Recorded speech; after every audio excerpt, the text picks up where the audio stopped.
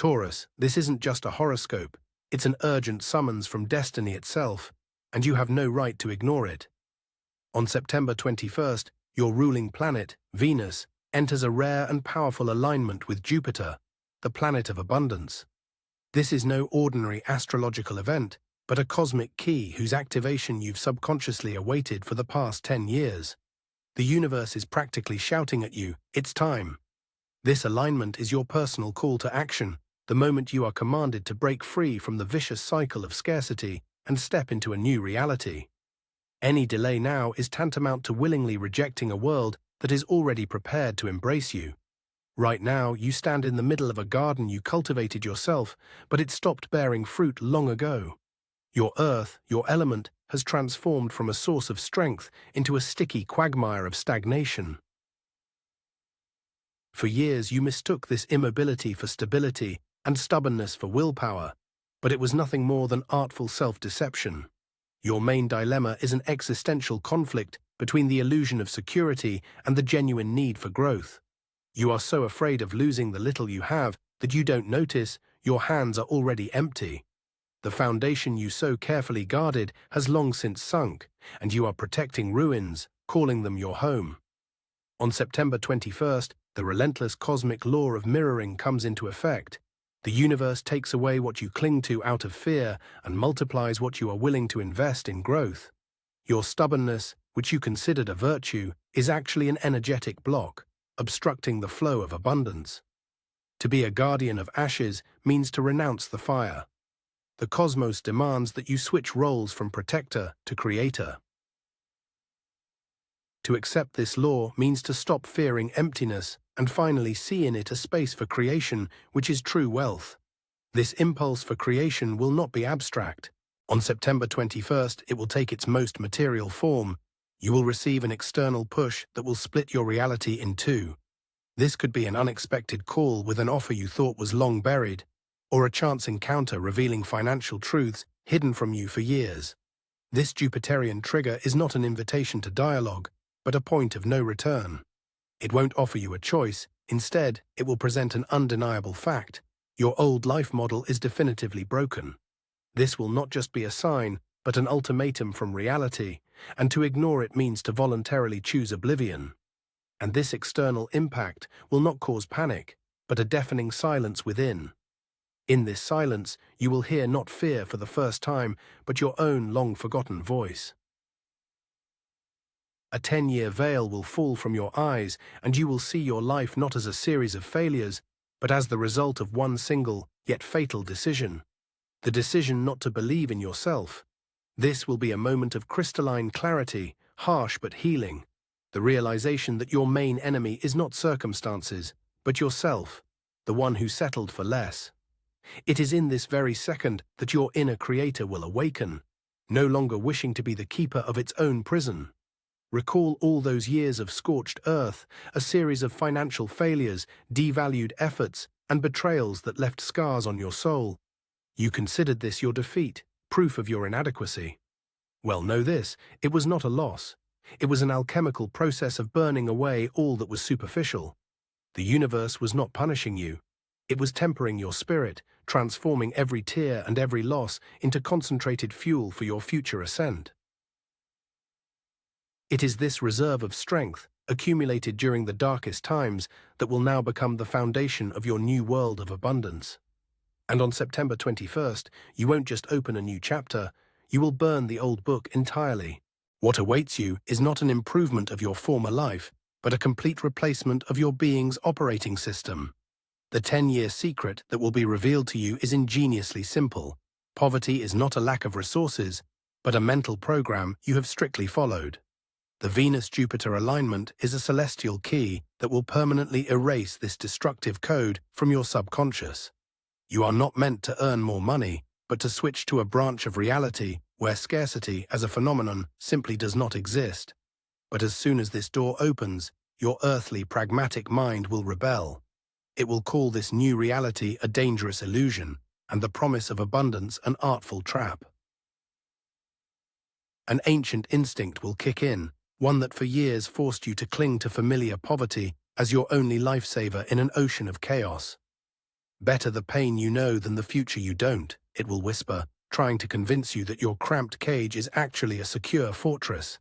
This is the last line of defense for your ego, a desperate attempt by the old programming to keep you in the matrix of scarcity. To crush this resistance, you must embrace your true destiny, the role of architect of a new reality. This is not a beautiful metaphor, but your direct cosmic mandate. Your strength now lies in the ability to see the divine blueprint of abundance where your mind perceives only emptiness and risk. You are no longer a guardian of ruins, but the sole contractor hired by the universe to erect a material world on the foundation of your awakened spirit. This mission, to build, not to preserve, is the absolute authority that will silence the voice of fear forever. And so, on September 21st, you perform this first, almost ritualistic gesture. You don't start building, no. You pick up your phone and with one short call or message, sever ties with whoever was the anchor of your financial rock bottom. This is not an act of revenge, but a surgical removal of necrotic tissue from your life. With this action, you are not asking the universe for a new world. You are notifying it that the construction site has been cleared and is ready to receive materials. The Rubicon has been crossed. The first act of the drama of your liberation is complete. And now, on this cleared ground, you are to erect 3 load-bearing columns of your new world, the tower of your ambitions, the mirror hall of partnership, and the river of financial flows. In the tower, you must relinquish the role of a hired executor and ascend to the throne of a creator, monetizing your unique gift, not someone else's orders.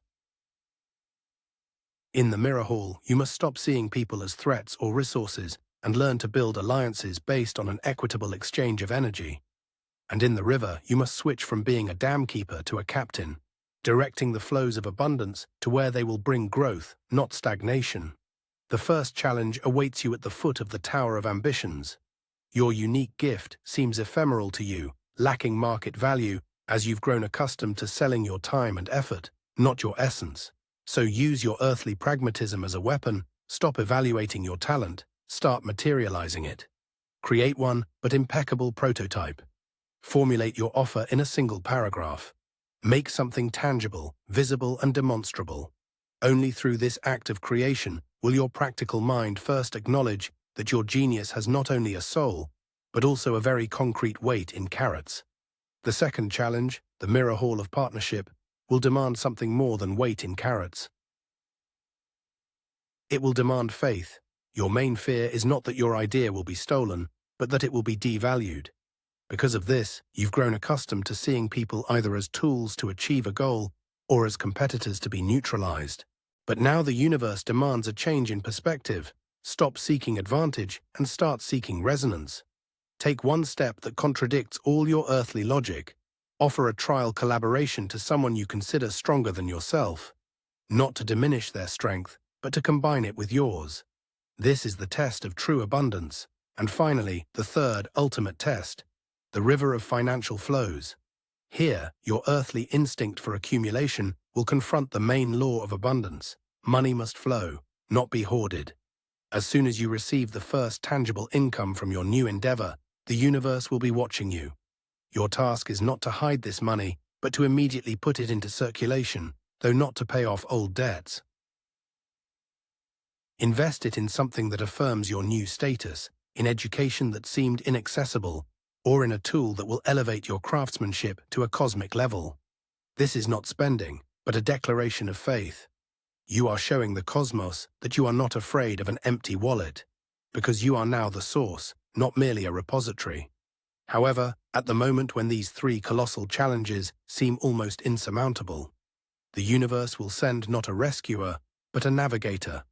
This could be a suddenly found ancestor's diary, a call from a mentor you lost touch with, or a single phrase in a random book that becomes the access code to your genius. This ally materializes not out of pity, but by cosmic right. Your declaration of faith has activated this level of support. Its sole mission is to translate the divine plan into earthly coordinates and hand you a precise blueprint, so your architect spirit does not get lost in the scale of its own project. And here is the main testament that Venus and Jupiter imprint upon your soul for the darkest night of doubt. When you feel like an imposter, an insignificant executor in the face of a grand design. Remember, you came into this world not to build a temple, but to become one. Your unique gift is not the bricks in your hands, but the sacred altar itself. Your faith is not a blueprint, but a dome connecting earth to sky. Stop seeing yourself as a builder. You are the main value, the very divine project that the universe will now reveal to the world through your material actions. However, it is precisely at this moment of your triumph that the main tempter will rise from the depths of your earthly nature, the siren of hedonistic comfort. She will not threaten you with failure. On the contrary, she will whisper that you have worked enough and deserve a rest.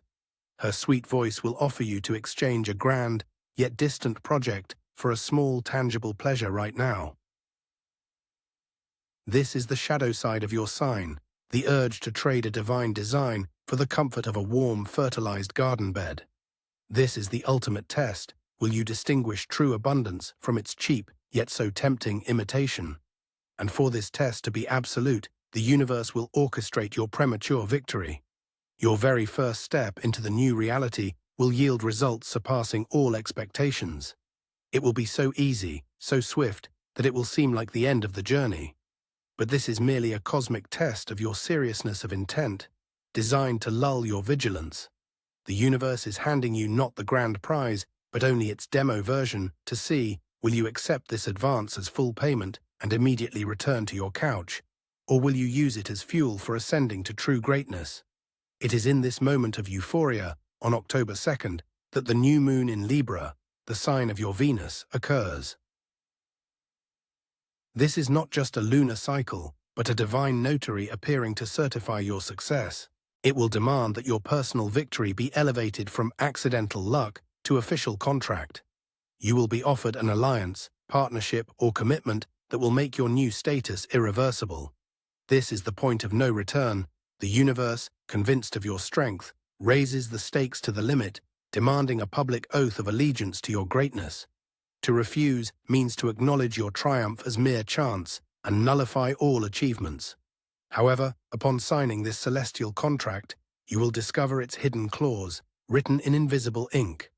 The universe will demand not your future, but your past, as collateral. Your entire familiar social world, which so sympathetically nodded at your failures, will rise against you. These people will not applaud your success. They will declare it a betrayal, for their stability relied on your weakness. Your ascent is a tectonic shift, shattering their illusion of security.